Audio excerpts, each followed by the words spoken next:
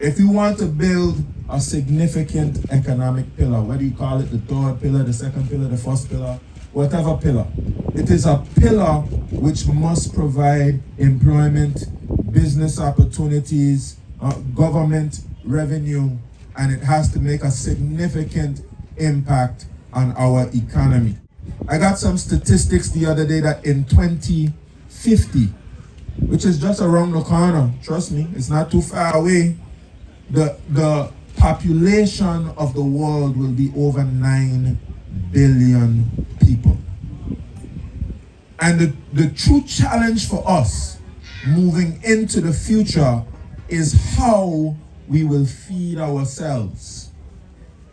And if you rely on the outside, when the food gets scarce, outside is going to take care of outside first. And who will take care of you? And what will you do when the ships stop coming and the shelves in the supermarkets become bare? We cannot afford to rely on others to feed ourselves. And I celebrate the farmers and the fishers who have held the strain through this time when our focus has shifted. And I also celebrate our farmers who have seized the opportunity, like the Crickets. I acknowledge the Virgin Gorda Fishing Cooperative, who have seized the opportunity and see that food production is something that has economic benefits. It has social benefits by reducing unemployment. It has health benefits for us.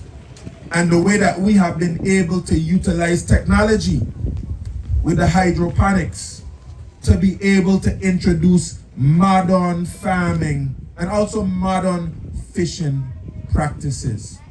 It is very important. We have been working for you. You have to build a foundation to be able to build a key economic pillar. One was legislation. We got the legislation done, which is the Food Security and Sustainability Act 20, I believe it's 2022. Okay? And we have to bring that act into force, and we have to produce the regulations. And the contract for the persons who will be drafting the regulations is in the Attorney General's chambers. Of course, these things for us politicians always take too long, and for the people out there who need the legislation, it always takes too long. But of course, we will continue to push to make sure that government delivers more efficiently and more effectively. And while we put the resources in place. Of course, to build a key economic pillar, you need land.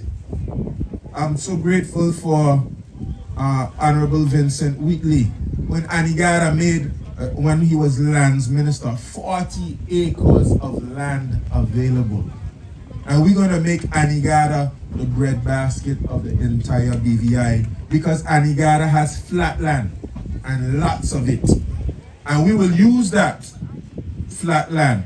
I have been in discussions with the Caribbean Development Bank. I've spoken to some private banking institutions like Republic Bank, who have made a real commitment to agriculture. And a place like Anegada, we can get financing to build more hydroponic stations, more greenhouses, more poultry houses. And we have the land, of course, which can form the collateral to be able to do that.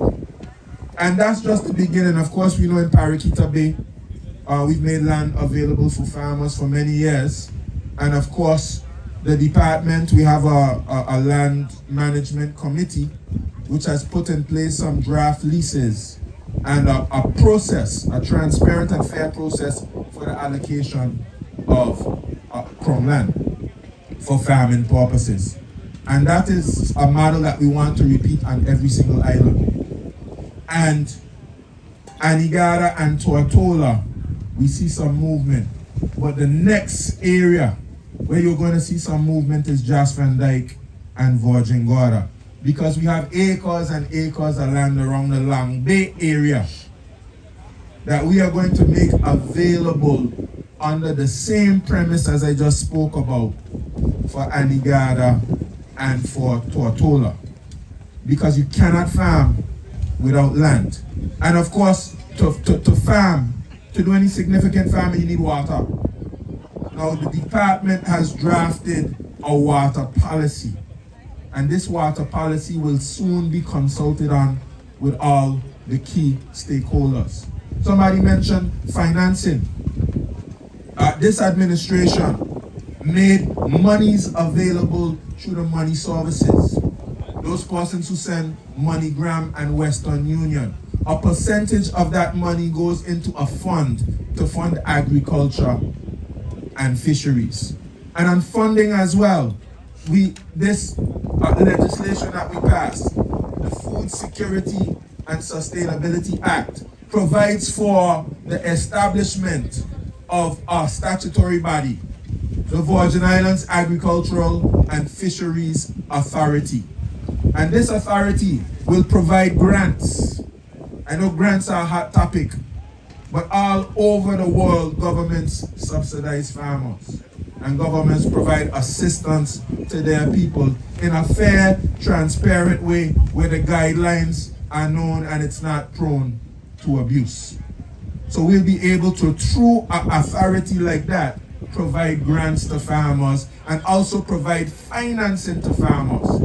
This Virgin Islands Agricultural and Fisheries Authority will function somewhat like a development bank.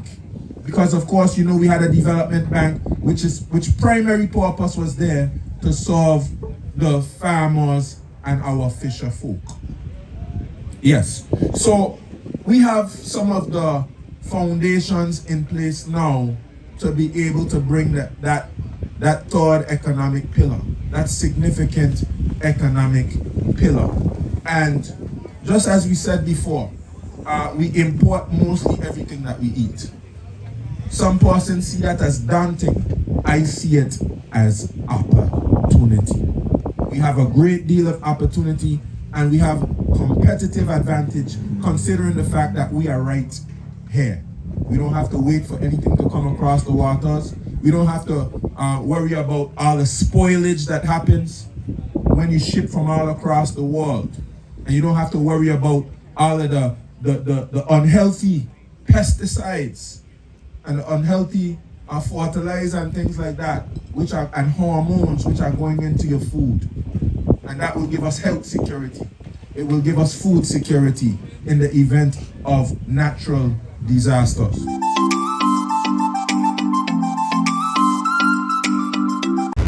My name is Dr. Harlan Vanderpool, and I'm the current chairman of the Parapeita Bay Lands Management Committee, which is tasked with the responsibility for ensuring that the agricultural lands at Parapeita Bay are managed according to the guidelines that the government of Virgin Islands have set up for the proper management of the agricultural lands of Parapeita Bay. The mandate for the Agricultural Lands Committee is threefold. One, we are responsible for making recommendations to the Cabinet of the Virgin Islands regarding the leasing of lands at Parapeita Bay for agricultural purposes.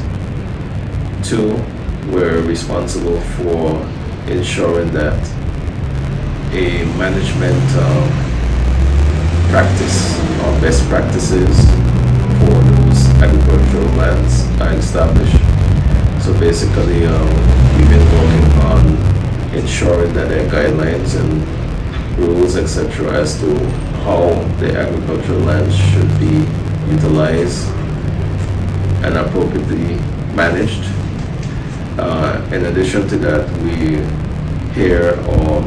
are tasked with handling some of the particular concerns, specific concerns, such as the incorrect use of the land for other purposes outside of agricultural uses. So the committee itself does not determine who gets the lease or who does not get a lease. what we do is make recommendations based on the applications that are sent in. When we came in, we had a few applications that were pending. We reviewed those and made recommendations on about 3 of them to the government of the day. We've completely looked and revamped the lease itself for the Paraquita Bay lands, which we've sent forward for cabinet approval. We are waiting full cabinet approval on the lease, on the proposed lease. We've also revised the application form and process to ensure that we have a streamlined application form that gives us all the information we would need. So the work that the Agricultural Lands Committee thus far has been doing has largely been behind the scenes and ensuring that we have a framework before we actually come publicly to really explain what we'll be doing going forward from here. Our intention is to have public engagement for the farmers and for the general public to let persons know exactly what we'll be doing going forward once we get to the point where we're going to ensure that leases are appropriately redone. And of course, there are persons who are applying for new leases at Paraquita Bay. So we want to streamline and ensure everybody has the same level playing field and understanding, and they're governed by the same rules at Paraquita Bay. What's the advantage of having an approved lease? One would ask. There are a couple of things. For farmers that may want to seek, for instance, financial or economic assistance through a banking institution, for example. As it is right now, they cannot present anything that would say that creates a collateral or anything like that. So it will be difficult for persons who need to expand or do more, and they're depending on a banking institution to get that finance, for example. It also gives the farmer more security in ensuring that no one can say that they're not legally bound to that property at this moment and that they're squatting. And so even though there's been a situation before where there's a lot of arrangements that have been made word of mouth, you need to have a legal arrangement so that nobody can say to you, you need to take up your crops, for example, tomorrow, and all the hard work that you put in and effort will go down the drain. So we have to ensure that farmers are better secured and that they have the necessary tools, equipment, resources, and they're operating in a manner that's going to be sustainable for the long term. And of course, we want to ensure that maximum benefit is being derived from the limited agricultural lands that we have in the territory. So we need to make sure that the lands are producing and doing the most that it can for the territory of these wetlands.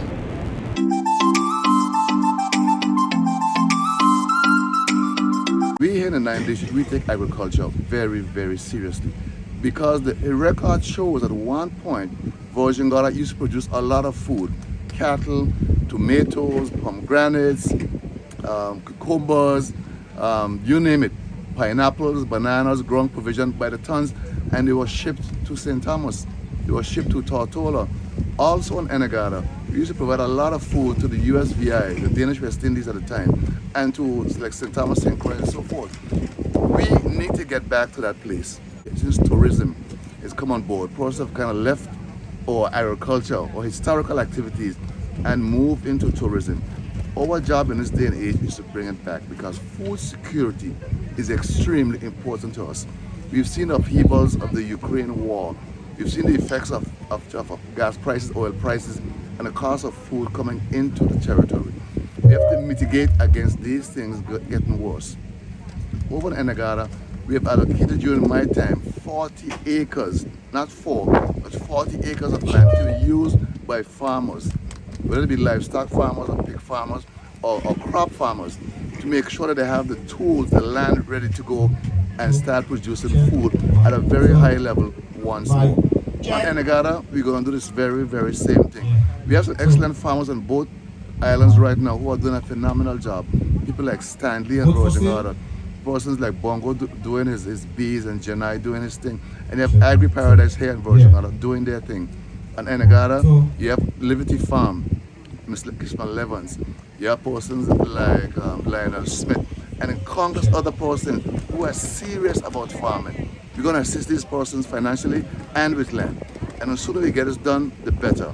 We have to also make sure farmers have an affordable supply of water. We have to get, whether it means building dams or securing better wells or something. But we must get back to where we were. I said we're not reinventing the wheel. We are simply doing what we used to do from before.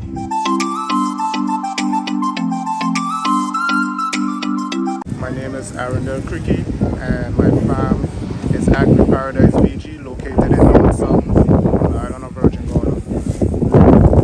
At Agri Paradise, we grow lettuce, a loose leaf head, and we also grow mixed oak leaf lettuce. We market our produce to Right Way at Passer, Right Way in Virgin Gorda, soon to be Right Way in Rotown, Staycation, the Chef Pantry in North Sound, Shea Bamboo on Virgin Gorda, Sebastian's in Tortola.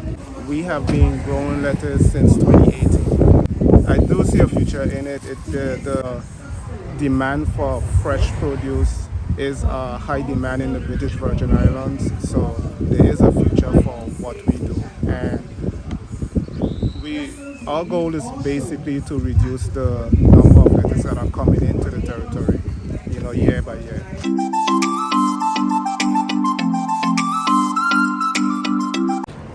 My name is Mervyn Charles. I've been doing some small projects, some raised beds. For those of you who don't know what raised beds are, it's a concept of engineering soil and encapsulating them into a bed to get the yield that you want, whether it's small yield, big yield, herbs, whatever. And it has a lot to do with the mixture of the soil and the nutrients and all that. Recently, I've been contacted by agriculture and the minister about putting a similar concept in place for people who want to do their home gardens, little homesteads, and they don't know how to. So what I have is a turnkey concept that allows you to manage the water, manage the nutrients, manage the growth, and manage the germination. Depends on what you want to do. The rated program, I think, is a very optimistic look at agriculture and just people who don't have the time. You set it and you just forget it, kind of thing like that. But I want to help youngsters and people who don't know, people who have no idea, who just wants to grow, and hopefully, it works out. Somebody catches on, and then they can take it to the next level. But I think bringing youngsters together to do something where they can carry it on and maybe do something for their neighbor or turn it into a small business. Who knows? But we'll be doing everything from herbs, lettuce, kale, chive, basically all herbs and a lot of greens. It's very expandable, so the sky is the limit. If you want to do 10 beds, we can do 10 beds. If you want to do 100 beds, you can do 100 beds. And it all ties into the same mainframe logistically to produce the crop that you want. I've been doing this since the end of the hurricane, since the recovery period, and I've done a lot of gardens for people who up until now is still yielding, and they call me just to look at it, and there's nothing to be done because it's all covered, ground covered, irrigation, timers. People just don't have any work to do, no weeding, nothing. Just go and pick a handful of greens, go have a salad, and the next day come and look at it again, because the irrigation gives you all that you need to keep your plants going. So it's basically a hands-off, turnkey type concept, and that's why I made the decision to try and get a patent for it, and I'm working on that. You know, you can do one on your balcony, and you can take the same one and expand it and do 20 in your backyard, and all the stuff that you need to make this happen, you can buy right here on island. So I'm open for a lot of people and anybody to contact me. You know, I'm quite busy doing stuff, but you know, I can put this together in a matter of a week or two, and it's yours to operate, and it's fun, and that's why I do it. And you know, going forward, I'm happy to collaborate with the Ministry of Agriculture to do some of these bed and supervise, and basically do a mentorship and apprenticeship program for anybody who wants to come and have a hands-on, have a go at it.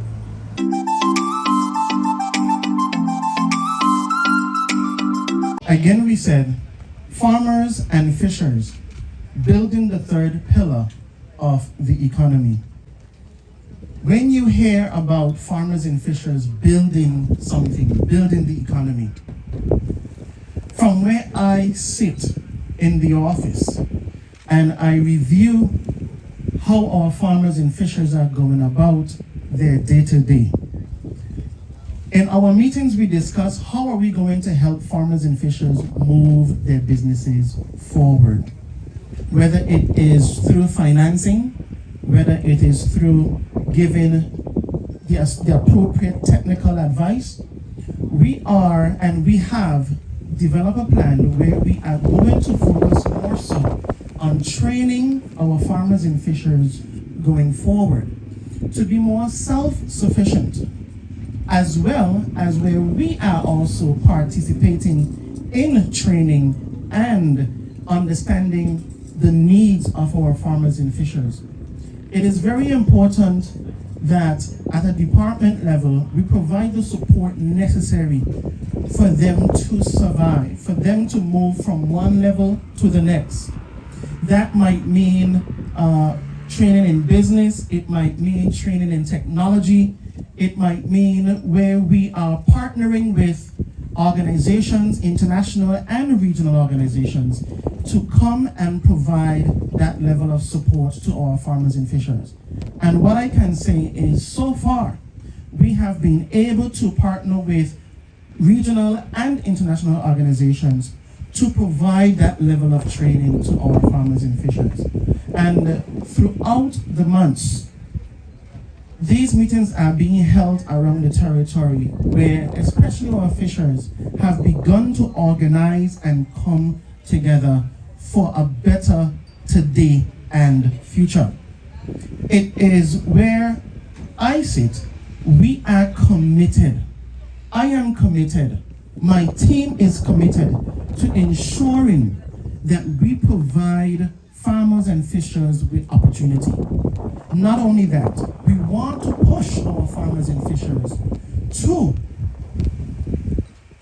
go and get other financing to ensure that the vessels that they have are renewed. To also push where banking is important. Again, we can't build our businesses by doing the same thing today and not expecting changes to happen. We believe that by tuning into the resources out there, farmers and fishers will definitely be on the right path for progress. On Saturday when we opened, we had a panel discussion, and that panel discussion shed some light on where we are in the industry of farming and fishing. For some, they might say it's grim. Others might say it's a long road ahead. I am looking at it as opportunity. There is a lot of opportunity in farming and fishing. There's a lot of opportunity in apiculture. There's a lot of opportunity if we definitely sit down, go to the drawing board, draw our plans, and progress forward. There is opportunity for organizations, for supermarkets, for those private organizations to join with farmers and fishers. Create funding, create avenues where they can build together. Farmers and fishers can't do it by themselves. Private organizations must join the fight. Our families must join the fight. Those who have retired must join the fight. This is where we are. We are in a place of opportunity. We are in a place where we can make history. Our little small little nation can do exploits.